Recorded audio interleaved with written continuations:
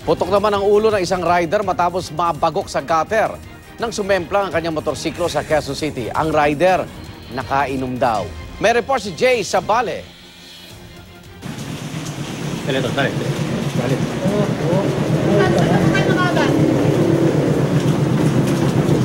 Ganito ang naging reaksyon ng kapatid ng lalaking na aksidente sa Santol, corner Pardo de Tavera Street, Barangay Santo Niño, Quezon City.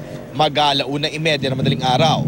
Kwento ng residenteng si Giho Mueca, isang malakas na ingay mula sa labas ng kanilang bahay ang nakakuha ng kanyang atensyon. Parang may nagbasag na, kumbaga yung bakal na tinatayo ng mga, tawag po doon, constructors, yung barrel, parang tumumba siya or hinangin ng malakas. Paglabas niya ay tumambad sa kanya ang rider na si Juan Carlos Umaso na nakahandusay sa kalye, walang helmet at tumama ang ulo sa gutter. Ayon sa first responder na si Romel Mapanaw, may pulso pa ang biktima pero mahina na ito, marahil daw dahil sa sinapit na injury nito. Head injury. Ano itsura? Biake. Vertical. Maliban sa basang kalsada, tila nakainom rin daw si Umaso, kaya na aksidente. Naamoy ko eh. Kasi standard sa amin sa mga rescuer eh.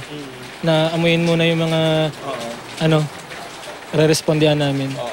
Agad tinakbo si Umaso sa UERM para bigyang lunas. Itunuturing namang self-accident ang insidente. Ito ang unang balita sa Quezon City. Jay Sabale reporting.